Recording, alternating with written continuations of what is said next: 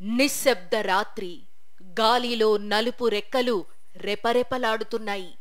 చంద్రుడు మబ్బుల చాటున దాగిపోతున్నాడు. చెట్ల కొమ్మల మధ్య ఒక తళుక్కున మెరిసే కన్ను. ఆకస్మికంగా ఓ అరుపు. ఇదంతా గబ్బిలాల గురించి.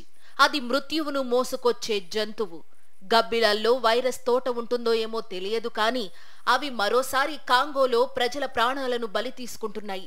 వ్యాధి ఏమిటో తెలియదు కానీ కాంగోలో 50 మందికి పైగా చనిపోయారు. అందులో 3 చిన్నారులు ఆకలి బాధతో సగం కాలిన గబ్బిలాన్ని తిని మరణించారు. దీంతో మరోసారి గబ్బిలాల చుట్టూ అనేక కథలు ప్రచారంలోకి వచ్చాయి. చరిత్రపరంగా చూస్తే ఎన్నో వ్యాధులకు మూల కారణం గబ్బిలాలే. ఇంతకీ ఇలా ఎందుకు జరుగుతోంది? గతంలో గబ్బిలాల కారణంగా పుట్టుకొచ్చిన వ్యాధులేంటి? దీనికి పరిష్కారమేంటి? గబ్బిలాలకు పక్షిలాగా రెక్కలుంటాయి, కానీ ఇది పక్షి కాదు. ఇది ఒక క్షీరదం, అంటే అచ్చం మనిషిలాగే పాలిచ్చే జంతువన్నమాట. అనేక మానవ సమూహాలను అంతమొందించిన మహమ్మారుల వెనుక ప్రధాన కారణం గబ్బిలం. వీధుల్లో తిరిగే ఈ చిన్న జీవి సునకాని కంటే చిన్నదే కాని ఇది కలిగించిన నష్టం అనేక యుద్ధాల కంటే ఎక్కువంటే నమ్మగలరా?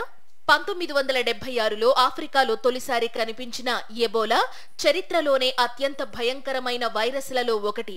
2014-16లో దీని మహా ప్రళయం మొదలయ్యింది. ఈ వ్యాధి సోకిన వారిలో 90% మంది మరణించారు. రక్తం కారిపోవడంతో పాటు శరీరంలోని అన్ని అవయవాలు నాశనమయ్యాయి. ఎబోలా కారణంగా ప్రపంచవ్యాప్తంగా మొత్తం మరణాల సంఖ్య 15,000కు పైగా రికార్డయింది. ఈ వైరస్ వ్యాప్తికి కారణం గబ్బిలం. ఒక పిల్లాడు గబ్బిలాన్ని తినడంతో మొదలైన వైరస్ వ్యాప్తి ప్రపంచానికి విస్తరించింది.